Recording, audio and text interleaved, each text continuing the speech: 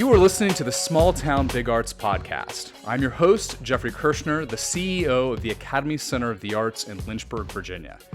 In my own work as an arts leader, I have found it difficult to access resources for arts organizations and artists serving smaller communities. On each episode, Small Town Big Arts sets out to drive conversations and provide inspiration for those serving smaller communities through the arts. If you like what you hear, please rate and review us and share with your friends and colleagues who are working to promote the arts in smaller communities across America. You can also learn more by visiting us at smalltownbigarts.com. So this month's podcast was inspired by a really fantastic film that I had the opportunity to watch and had some connectivity to because as some may know, I live and work in Lynchburg, Virginia, and I've become very close over the years to a developer here in town named Daryl Calfee, and Daryl is an incredible developer, particularly for those in creative fields, because Daryl is very oriented to what his development projects mean to the wider community and how it intersects with that community. And so Daryl became one of a few subjects of a new film that you can stream, and we'll talk quite a bit more about that. I was able to access it on Amazon, very affordable slice of life. And he was featured because Daryl has, with his partner Jesus in his company, they took on a old Pizza Hut and have converted it into a taqueria called Taco Jesus. And this reuse of a Pizza Hut apparently is not uncommon. Or at least there are certainly other examples of these buildings that have moved across the United States over the decades, have been, as the business model for Pizza Hut has changed, a lot of these buildings became empty and then turned back over. So in seeing this film, I was really inspired, and I wanted to have the opportunity, because I got a chance to meet the filmmakers when they were here in town. And I thought this would be a great opportunity because the film is not just about, I think in many ways the film is about America. And it's not just about America, it's also about making art about it, I think, in many ways. The artists are capturing the reimagination of space and identity across diverse communities, and many of those communities happen to be small ones.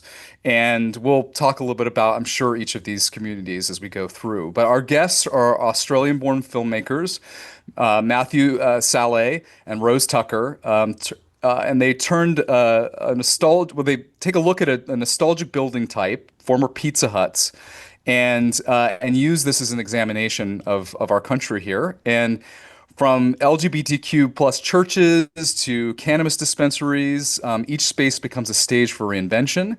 And today we'll explore how they found that story, what it means for small towns, and what creative reuse looks like in practice. So Matthew and Rose, thank you so much for joining us. Thanks for having us. Yeah, lovely to talk with you. Well, I think to get started, share with me a little bit about what led you to former Pizza Huts as the narrative vehicle, and why across so many communities.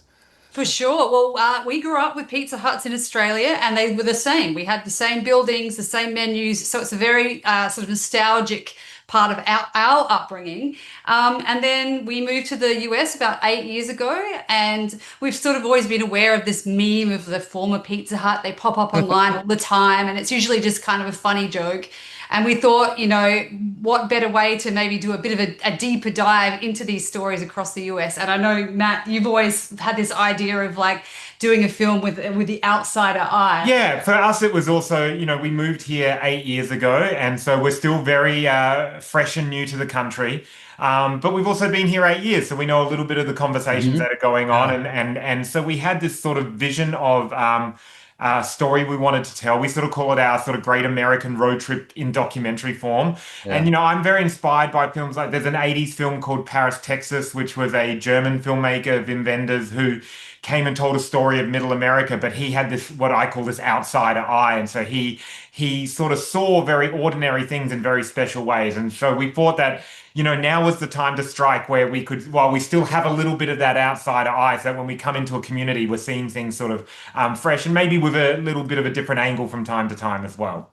Yeah, that's one of the things I think that really stands out in the film. And I think I think we, and maybe this isn't fair across the board, but I do think a lot of the way that America breaks up, is across, what we would call smaller communities, rural communities, and Mhm. urban centers, and how the two view each other, right, is in many ways been kind of, you know, codified in this way Sure. from media influences and what we hear and see, and how and I do think coming what was really clear was I don't know, there was a beauty in each of these communities, that we could see and see through the lens that you were looking through, and that, being somebody who originally is from a small town and works with people in small communities, there is a beauty in all these communities, and so I think that was really, really evident. And Matt, because you brought it up, one thing I will share, is that there's a rural arts management book that I've referenced at points, written by Elise Kiefer and Jerome Sokoloff, and they bring up this notion of the outsider versus the insider in small communities, right? And that as artists, identifying which one you are is really important in creating work. You can be either, but you need to know what you are, right, to effectively connect to the community. So you all, clearly were outsiders, right? Clearly outsiders coming into these communities. I'm kind of curious how you mentioned that you had Pizza Huts in Australia, so you had some, obviously had pop cultural experience with it. But how did your Australian origins inform your view of these repurposed American spaces? Because there is Yeah. something too like very American about each of these communities and each of these reuse. Yeah, absolutely. And I think for us, like we try to use that outsiderness as an asset because for me, documentary filmmaking is all about curiosity. And what makes it us so curious to find other people's stories is the fact that we know so little and we're here to learn so much. So for us, being able to sort of jump in and sort of learn about what these buildings meant to these communities. We had our own, version of what we thought it would be, but we try really hard when we make our films to not have too many preconceived notions. And, we're very lucky. We're sort of self-funded independent filmmakers. We make our films with just the two of us as the entire crew, which gives us this flexibility to go in, find a Oh story, yeah. take our time. If things go in a different direction, they go in a different direction. And so just keeping that curiosity. And then I think on the other side, you also have that reflected where because we were outsiders, people would talk to us like, oh, have you heard about the way things work? And we're like, oh, no, go Oh on. And so it sort of yeah. made it a bit easier because it meant that people, when they wanted to discuss their lives and their dreams and their perspectives, that they weren't assuming we were worn into these preconceived notions that I maybe love for that. American filmmakers we would have. Yeah. Yeah, I think if we were going to people as, filmmakers from New York, in quotes, we Yeah. might have got a different Then attitude we're than filmmakers from New York. filmmakers, Yeah. yeah, yeah, than Yeah, yeah, filmmakers which from they are. Australia. Yeah. Yeah, that is really interesting. And I've found, there is so much pride that exists in small communities across America. And people Mhm. do want to share their story. And it's one of the most powerful angles and approaches for artists in small communities is to harness that. People really do want their story told and they want to share the story and they're proud of where they're from. And that really comes through. If you all wouldn't mind, I want to encourage people to watch the film, and because you really should, and so I don't want to give too much away in regards to the film, but if you all wouldn't mind sort of running through all the different types of reuse that you came across, just for context for the listener about what Sure. you found. Absolutely. Yeah. So we started with a short list of hundreds, if not thousands, of potential former Pizza Huts to star in this film. And it took a long time to sort of whittle it down to the ones that are featured. We decided to go with the most sort of out there or unique examples. So you mentioned the LGBTQ church in Florida, the cannabis dispensary. Turns out there's actually a few cannabis dispensaries in former Pizza Huts. It's a bit of a niche thing Yeah. now. same, By the way, I just want to tell the audience really same. quick. The name of the dispensary too is called Bud Hut, which I That's thought was right. like So absolutely good. So hilarious. good. Walsenburg, Colorado. That was probably the most rural location we filmed in. Yeah, yeah, We have a karaoke bar in Fort Worth, Texas, an amazing seafood restaurant in Charleston, a barbecue joint just north of Chicago, and of course Taco And Jesus Tucker, in who's good. okay, Virginia. And Jesus, yeah, it was really interesting because we started filming this film in early 2023, and then we actually ended up filming with Taco Jesus last. And it was interesting because we'd sort of assembled the film, filmed with everybody, but at the time, Taco Jesus didn't even exist as a business. That's how newly minted they were. yeah, And it was actually we were really missing this piece of the puzzle. You know, once you're editing a film, it's all about joining these puzzle pieces together. And then Rose read about Taco Jesus. I saw a news article Yeah, with Rudy and Jesus, and I saw this beautiful, colorful building, and I'm like, wow, that's the one. yeah, They've got to be yeah. in the movie. but in terms of sort of whittling it down, as it were, you know, because we're independent filmmakers, we decided to sort of get to talk to. We decided we'd talk to people before heading down there, and that was sort of where we just discovered whether the film even had legs. Was oh, there's all these interesting buildings, but what are the stories behind those buildings? Like Rose said, every now and again you'll be on the internet and there'll be a funny meme about look at what these old Pizza Huts have been turned into. But for us, it was really about well who converted that building? What were their dreams? Was their dream to do it in an old Pizza Hut, or is that sort of like Yeah. making the best with what you've I got? mean, some of these buildings are living their second life much longer than they were ever a Pizza Hut. Like the church has been around for 30 plus years. Yeah. Similarly, Yup's Karaoke Bar, I think, is 30 odd years Okay. old.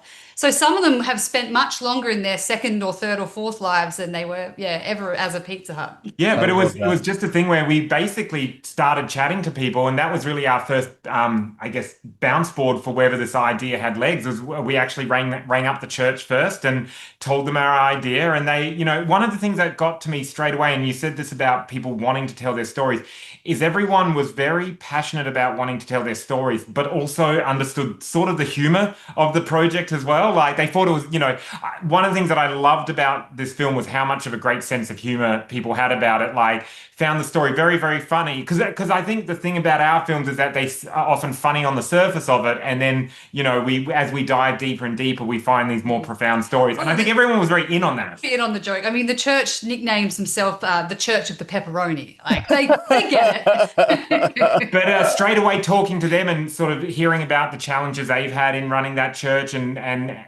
some of the other stuff, that it was just this really powerful story. And so when we said we wanted to come down, they were like, yeah, come on down. And so we were very lucky because we have that versatility where we just sort of hopped on the next plane, and before you knew it, the two of us were there, capturing the story.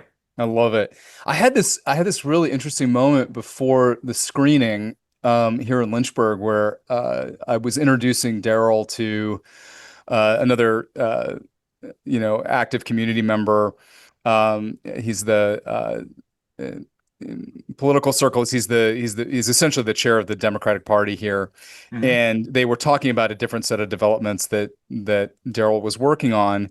And in that conversation, there was, I would say, I'm not going to call it an argument, but there was a bit of a conversation around gentrification. Hmm. And and I and what was great about the film was at least the portion of Daryl and Jesus's story was it really disarmed the argument. And I actually think it's a really complex. I think it's really complex, and I think it's really difficult subject matter.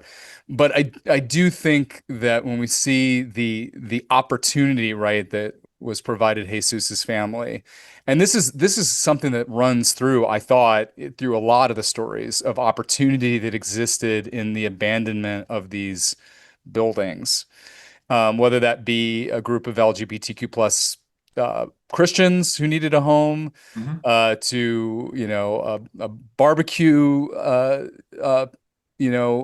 chef who needed. I mean, it really is. I think the opportunity that exists in some of these abandoned spaces, and in a lot of small communities, there are a lot of abandoned spaces. Yeah. Um, so I'm kind of curious too, you filmed in multiple states, Florida, Texas, Colorado, Illinois, Virginia. How did how did each community kind of reflect itself through its reuse? I mean, it's a bit of a broad question, but I'm kind of curious how you saw those. And they don't have, I know that some of these communities maybe aren't technically small towns, but when people see the film, they kind of are though, right? Like even at least these sections of town that they're in or the communities that they are serving, right, are small in themselves. Oh, absolutely. I mean, Yeah. Pizza Hut's a chain of of suburbia and small towns. Like you're not going to find a dine-in Pizza Hut in the center of New York City. Like they just didn't exist. No, no. I think in terms of the communities we were filming with, each one felt small, like a small community because I think a lot of the places we chose to film did represent like minority communities, whether that be, you know, an LGBTQ community in Boynton Beach, Florida, or, you know, a cannabis dispensary in Colorado. These are all sort of niche communities. And yeah, I think that's sort of reflected in the film. Yeah, I think something that's, really interesting is to me this idea of the third place. And this idea that there's a Yeah. place of work, a place of family, home, and then this third place, these community spaces. And coming out of making this film out of COVID, where those places had to be closed down for a couple of years, it made us reflect a lot on like, well, what are these places and what do they mean to communities? And I think even if every community was a little bit different, the people we were filming with were people that were basically putting in the hard work to get these third places going. And one of the things I've always said is that keeping community spaces alive, whether they're sort of more run by governments and councils or whether they are private enterprise, keeping a third place alive is hard work. And Yeah. it takes a lot Yeah. of dedication and a lot of risk taking and a lot of like sort of just gambling that it will, hoping that it will kind of work. And I think for something common about all the people that we filmed in our film was that they sort of took a chance on the community. If we build this, Oh, I love it's a bit of that. a field of dreams, build it and they will come kind of moment. And I Yeah. think for me, I was quite inspired by people taking that gamble on their community that if we build this space, be it whether it's a seafood restaurant or whether it's a church or whatever it is, that people will sort of be part of that community. And I think for a lot of people that we filmed with, it was because they'd already been a part of that community. A lot of them remember for a long time, a lot of them remember when it was a Pizza Hut. One of the things I found really interesting was that, it sounds a bit silly, but a lot of small towns, the old Pizza Hut buildings are a source of pride. We sort of think of them as these just a big giant corporation and a big franchise. But to cast your mind back to say the 1970s, where your town was selected to get a Pizza Yeah, the Hut, not Pizza not the Hut. town Yeah. one over, not the town two, Yeah. but you guys had the Pizza Hut. And back when big restaurants were a less common thing. We one book that we used as a really great reference point for this was a book by Phil Langford, who we actually interview in the film, called Orange Roofs. I'm just looking at it in my. Orange Roof's Golden There we go. Arches. And that book basically traced the role of, from an architectural point of view, of like what chain stores did to the American landscape, how they changed the built landscape, but how they became such a reliable and important part of that landscape. And now we're in that next phase where a lot of them are getting abandoned and turned Yeah. into other things. And I'll say that the vast majority of throughout our research, the vast majority are immigrant-run restaurants. So Mexican restaurants, Interesting. I think, Interesting. is number one on the list, but the Yeah. vast majority are family-run immigrant food restaurants, which is really, really awesome. Like, yeah, some pretty Yeah. amazing food out there. So it's kind of funny to think of these, like, something that was just doling out pizza might be down, serving beautiful Nepalese food.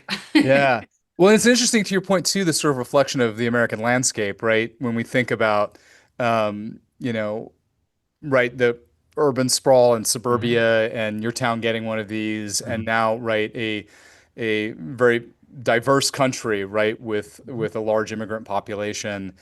It's still this major reflection of who we are. Yeah. I really love that. And something that was really interesting for us is this is what we thought would be the entire focus of the film. Partway through our research, we learned that Wichita State University actually has the original Pizza Hut building on campus. And so when we went and so we went down to it's now the Pizza Hut Museum. Museum, yeah. Yeah, so we went down there to Wichita. There's something about the town in Wichita, Kansas, because I believe if you try to balance America on your finger, you basically land on Wichita. It's about as dead center as you can get. For those that don't know, I didn't know the Pizza Hut backstory when we started researching this film, but Pizza Hut started in Wichita, Kansas. It was two brothers, 1958. They dropped out of college, borrowed $500 from their mum to start Pizza Hut. And like they are like the true like American success story. They were not Italian, they'd never eaten pizza. Pizza was not a thing in the middle of the country in that part, in that period of time. So yeah, these guys just like had this idea. They're like, let's give it a go, and within a few years, it completely took off. And to me, so when we made the film, we got the opportunity to meet with Dan Carney, who founded Pizza Hut. He's 91. Well, he was 91 when we filmed with him, and going strong. And He's still in Wichita. and he's still in Wichita. And for me, it was really interesting because, like in a way, he encapsulates that big side of the American dream. Sometimes I joke like, what is the American dream? It's to start a business and then sell it to Pepsi for $1 billion. Yeah, That's one version of the American dream. But it's that idea of like, there's kind of no limits to how big you can think when you have that entrepreneurial spark in America. And that was very, like we also came from Australia, moved to America, started our own business. We saw ourselves as entrepreneurs. We've always been this sort of self-run production company. And so to see that like the biggest version of the American dream come true, and then see people just starting in their journey or people halfway, and Daryl had just started the restaurant and Rudy about like 3 months before we came by. Yes, yeah. That's one of the things I love about the film is the parallel of the Pizza Hut origin story and then all of these individual places. It's really one of the powers of the film. And I would say, for anybody in small communities, one of the things is really, I think, important to recognize if you're going to be able to maximize resources, connect to a community, create a viable third space, is to kind of understand the trajectory of America and small towns too. What the scale, what it looks like, what's possible now, what isn't possible now. But at its core, right, entrepreneurship, just as a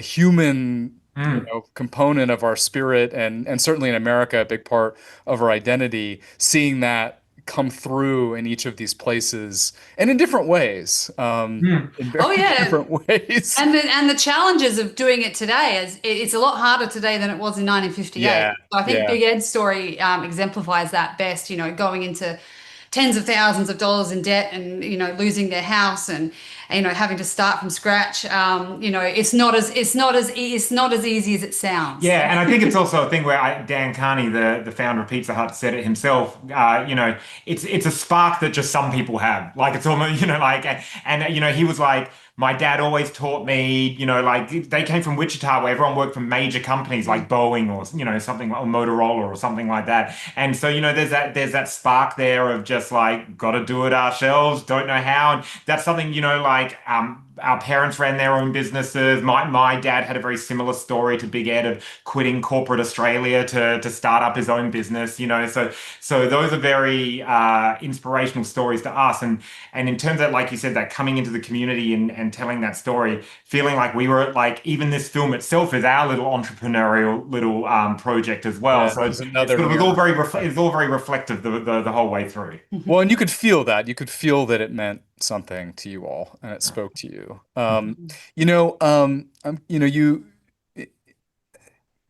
You're visiting multiple communities, and I think this is an important question maybe to ask of artists when we're thinking about relationship to a community that becomes the subject matter of artwork. How did you ensure that each story was portrayed with sensitivity and depth?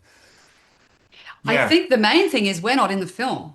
So everybody Yeah. speaks in their own words. You don't hear our voice, you don't see us. So it's not like a presenter-led show where we come in giving our opinions and Yeah. our thoughts. Everyone is telling their own story. I think that's a really big part of it. Yeah, and I think to go back to what I was saying earlier, it's also just a little bit about the way we work, being, independent, self-finance.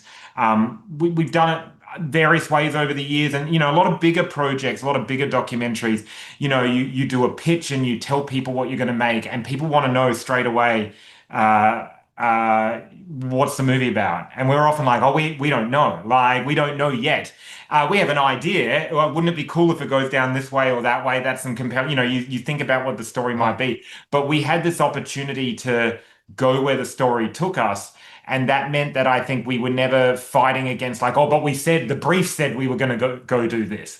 And so then I think that freedom allowed us to sort of more faithfully tell the story. I think it's the way we've always worked. Yeah, and the So, way we work is very observational. So we'll do these in-depth sit-down interviews, people telling their own story. But then the observational footage we shot is purely that. We're fly on the wall. We're not setting up scenarios, that kind of thing, which Okay. like your big Netflix documentaries probably handle it slightly differently to try and generate additional drama, that kind of thing. But that's not we're very old school. It's just that we're just a crew of two.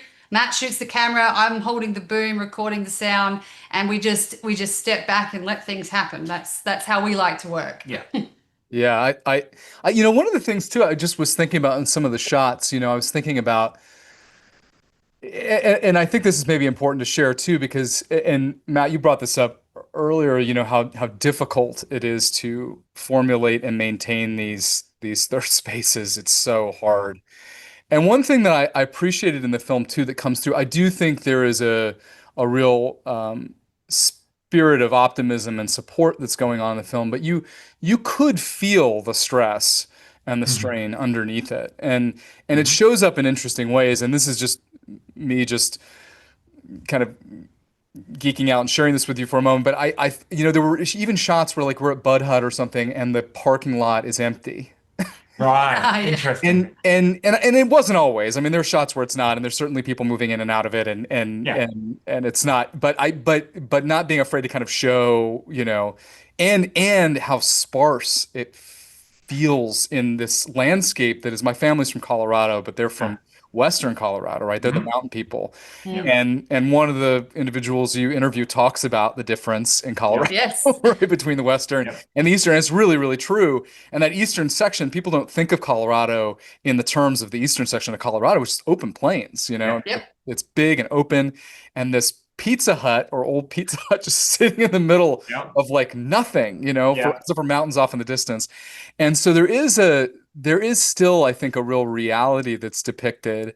Or I would imagine it didn't come up directly. I don't remember it coming up directly, but it's church going is hard to maintain right now Mhm. with people, and I still had a sense in the honesty of the insecurity that kind of still exists. The barbecue story in Illinois also too is just, I think, a really I I'm going off on a tangent here, but I saw also this parallel between when I was talking about the gentrification moment. There there was also a parallel moment when the barbecue owner speaks to the developer who helped him. Mhm. Mm. And I thought, oh, that's Daryl Calfee. Like, I thought, like that's that community's Daryl Calfee. Like there's a Daryl Calfee out there, and they are there, and sometimes you need help to get through what is difficult to Yeah. do.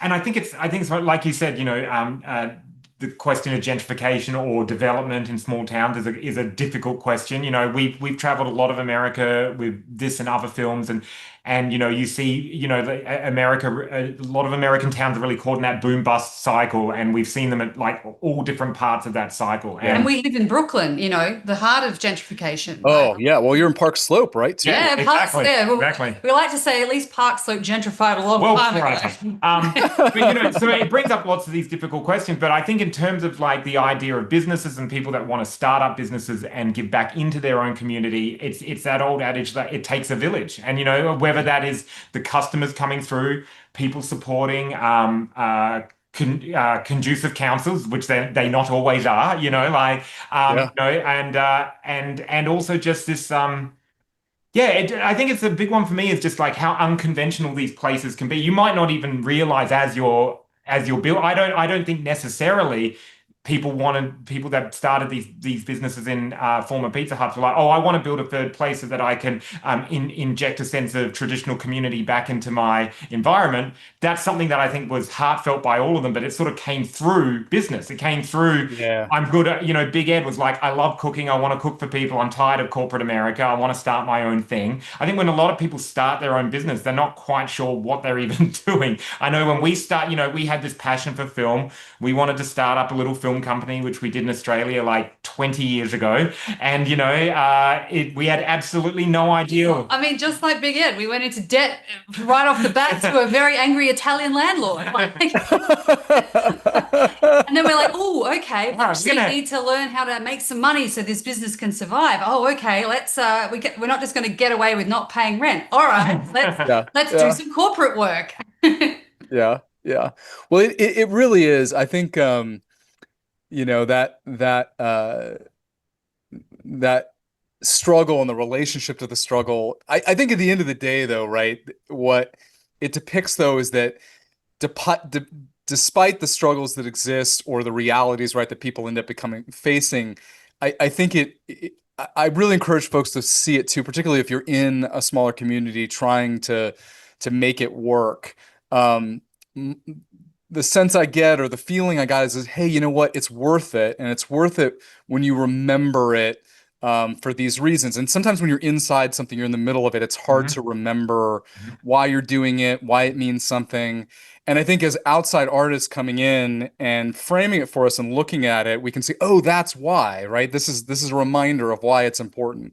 And I think even just as a refuel or re-inspiration for folks in a moment where they may be struggling and facing an angry Italian man who wants your money, that it is worth doing, and you see the rewards. I mean, I think about even Big Ed's family. There's just a lot of things in the film that move just beyond the individuals too. Yeah. And speaking of Big Ed's, so the amazing news is that since we finished filming with them, they have become so successful that they've actually had to move from the old Pizza Hut into a much bigger location. Which is the next. So for them, the Pizza Hut building is the middle of their journey, which I quite like. I love that. So they're in a place like, I don't know, 4 times the size now. They outgrew the Pizza Hut, which is amazing. You're gonna love Big Ed, everybody. That is awesome. That makes me so happy. Yeah, it was a lot of fun. We had the American premiere for this film at the Chicago Film Festival, and they're just north of Chicago, so they came down for the festival. So they saw themselves for the first time right up on the big screen, walked the red carpet. It was a lot of fun. But just to go back a step and talk about that refueling, that's very much what these stories did for ourselves as well, because making an independent film is really tough, and you sort of get stuck in it for a long time, and you sometimes have bad days and you have good days with it. And I rely on the stories we tell to sort of give me that bit of fuel as well. Can get down to the real nitty gritty stuff. Like I talked with some of the business owners about things like payroll software. Because it's sometimes like we don't talk to many other small business owners, so to be able to share some of that really boring stuff can be really helpful. And I think one of the toughest things can be that sense of isolation, because one of the things we have to remember when we watch this film is we know that there's these old Pizza Huts that are being turned into different things as the viewer, but everyone was in their own community. They didn't realize necessarily that these other places existed. So cool. It was very weird for us. We'd come into like the 3rd or the 4th location we were filming at, and this idea of all these different dreams on the same floor plan, And it's another very practical thing, the piece of knowledge we could bring to the table is that all of these buildings leak in exactly the same spot in the ceiling.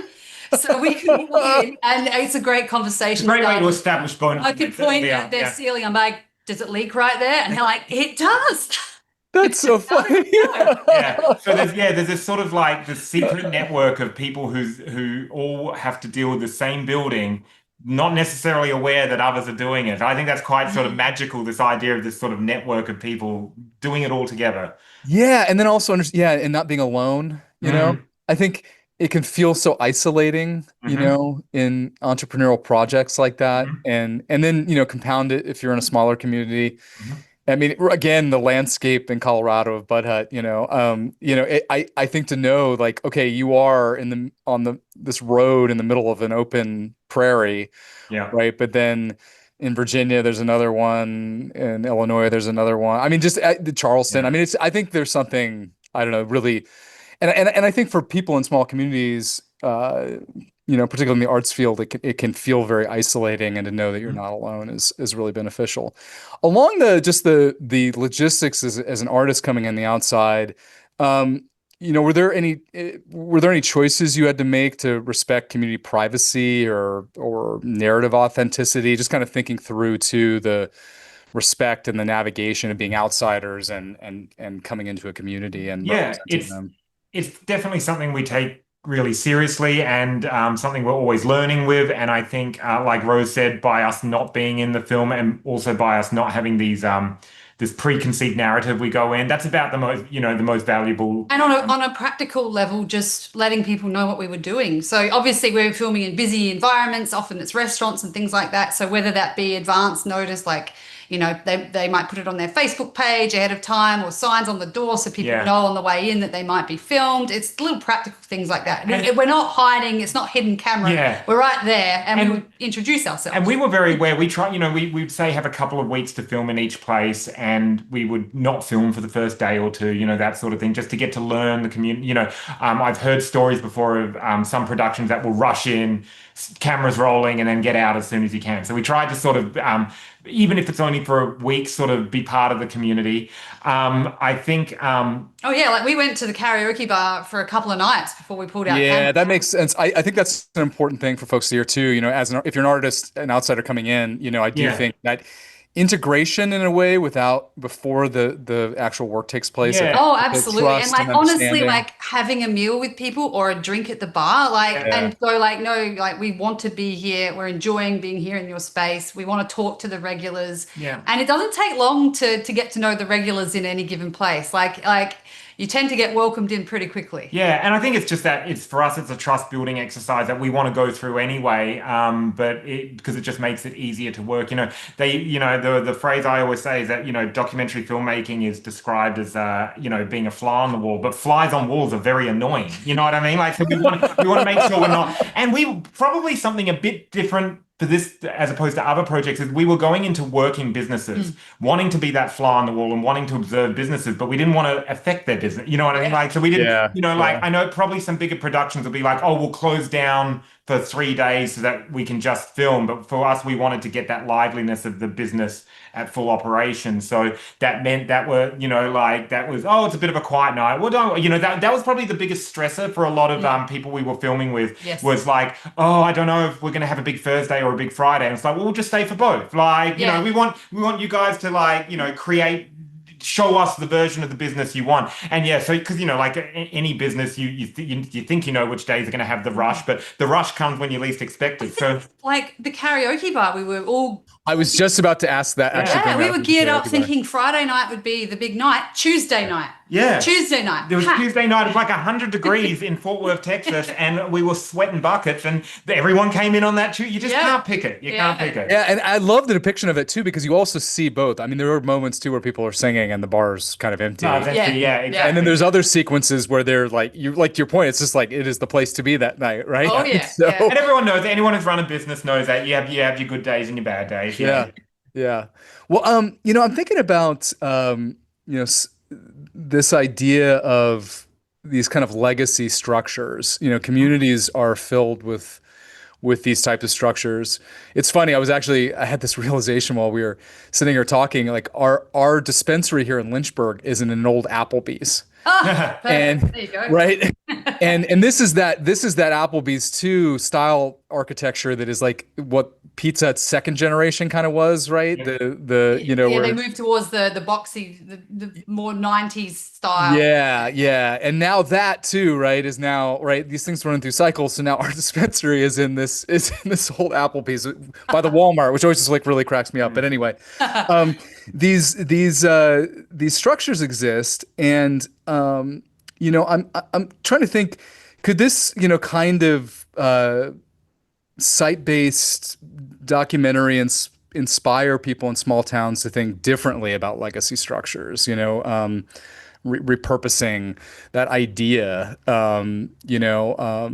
Yeah, curious if you think that is a possibility from something like this. Yeah, I think definitely. I think there's Yeah, there's lots of something I think that it makes this very interesting. Well, is you kind of got to remember how recent America's modern history is.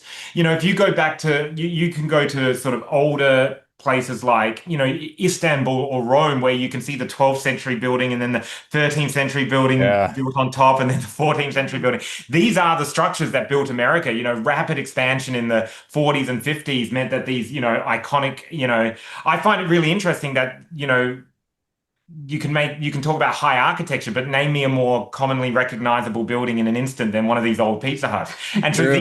these are what the landscape and the builtscape is made out of. And yeah, so for me, it's this kind of, you know, it's probably something that's not massively studied or looked at the moment because it's so recent. But I think I think these will be the grand old buildings in 100 years' Oh, time. I mean, I'd love it. I think but like, I think people need to study more about which ones can last long term.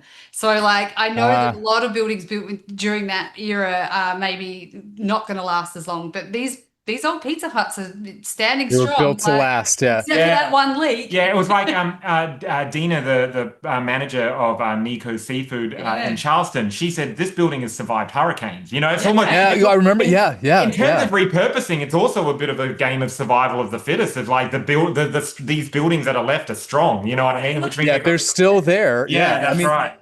And they have a so unique, ironically now, a vintage look to them.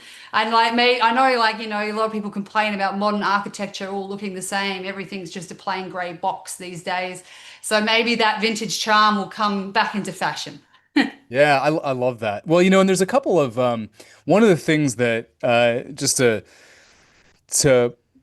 point my audience towards is, you know, one of the stories that I return to often for the purposes of providing, you know, examples for folks in smaller communities is there's a friend of mine and fellow arts administrator who runs Sitka Fine Arts Camp, which is in Sitka, Alaska. And there was a college campus that was, you know, one of their primary economic drivers in the community. I mean, they are a stop-off spot for cruise ships and things that move up the coast of Alaska. But this college was a, you know, a big part of the community, and it closed.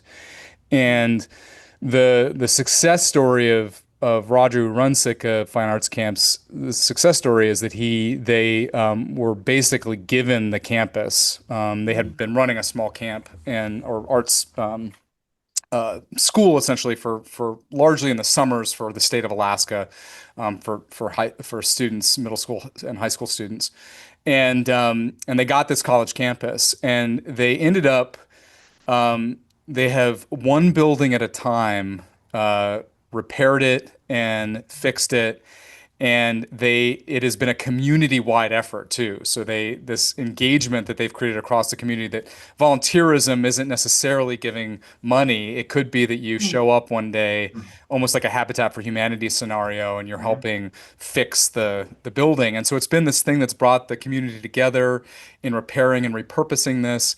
And then the narrative of the town flipped. You know, it had been the narrative of the town where the college closed. Ah, And now it's the town that Sitka Fine Arts Camp is thriving in. It has been now recognized as the state, you know, arts camp of, you know, all these things. They've gotten these awards, and it keeps growing, and they keep adding, you know, to the buildings that they keep fixing.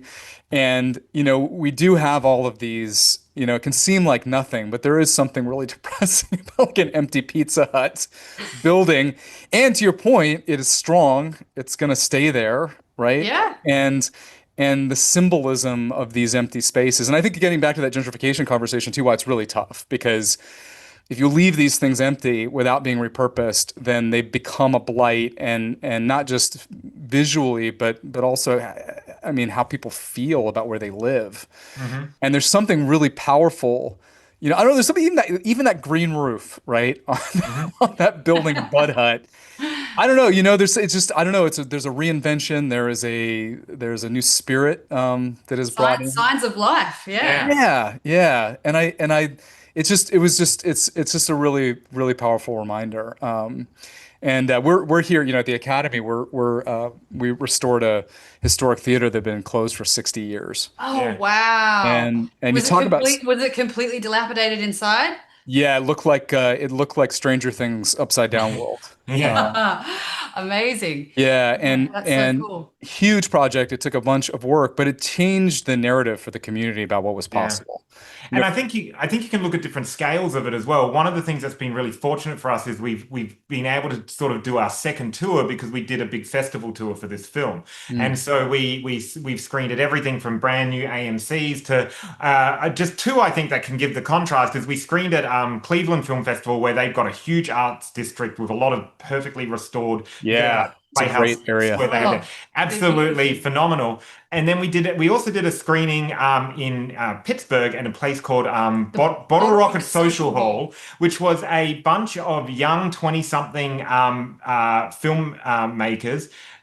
Basically started up this community space in an old 70s. It was a 70s bar that was basically untouched. It was not unlike Yups in our film, Yeah, actually. So still with all the brown vinyl and Yeah. like orange carpet and like untouched. But now they host movie screenings, plays, stand-up comedy, they're and doing it, like they're like doing it day by day. And so to see, we've seen some of the, like the theater district in Cleveland is probably one of the largest sort of venue that I think we played in a 3,500 seat cinema. So, that's Ah, one end of it. And then this other one where we sold out and stacked out this bar. And I didn't know what was going to happen because we turned up, we only advertised it about a week beforehand and it was it was cold. like 20 degrees. It was freezing, Yeah. like proper freezing. Yeah, and everyone turned up for that. So it is. I do feel like it's that old Field of Dreams, build it and they will come. They just built that because yeah.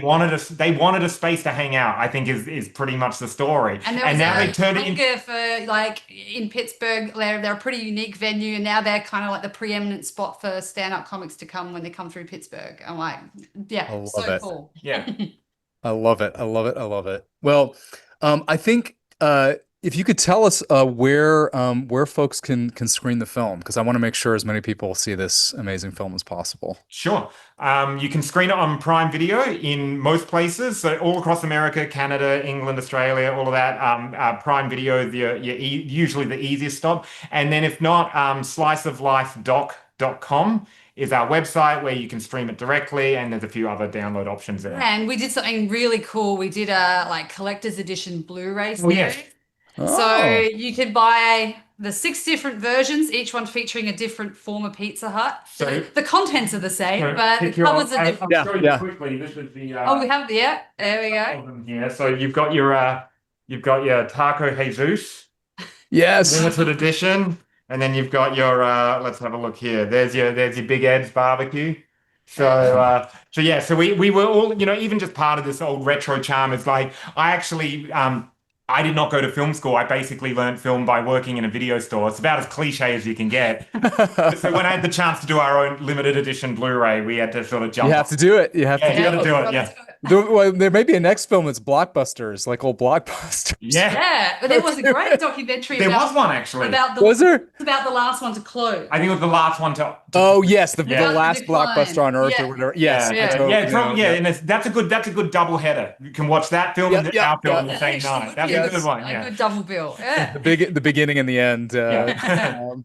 Well, just as a final note, what would be some advice and maybe actionable advice that you would leave I'm going to say actually outside artists going into a community to tell its story.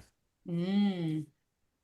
I think take the time to talk to people. Mm. Like, don't be pulling out your cameras straight away. I think that's really is. Yeah. Give people time. I think time can be the most valuable commodity. If you're on an expensive film production with a large crew, that time is really valuable. If you can engineer it so time isn't as valuable and so that you can take more time, that's probably the best reward you can get. And I'd say don't be afraid to share a bit of your own story. So, Yeah. like we would tell people about us, our background, so we're not just strangers completely. I think if they're asking someone to share their story, then you've got to be willing to do Yeah. the same. And I think just the final part of that is just not going in with any preconceived notions. Use it. Like this is documentary, and so it's a particular art form. But for me, that curiosity, that willingness to learn and understand, and have your opinions changed and challenged, and that's all part of the artistic process for us. So the more you can just let it rip, the more you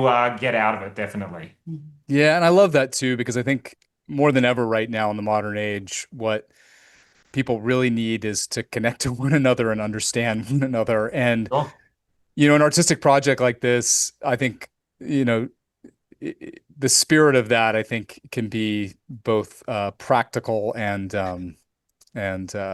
and well, not impractical, but certainly something that's kind of harder to pin your finger exactly on the importance of it, but it's more emotional, I guess I'll say. But on a practical level, to get an effective story told, right? People have to Mm, trust you. They have to mm. feel like, and you're going to take care of them. Yep. Yes.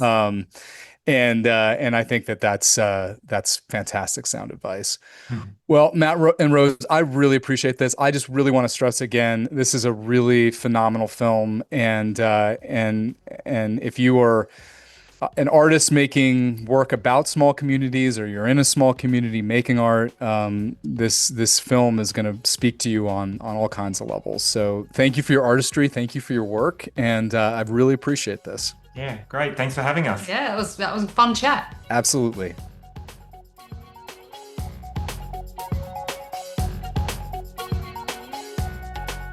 Thank you so much for joining us for this episode of Small Town Big Arts. Remember to rate and review us and share with your friends.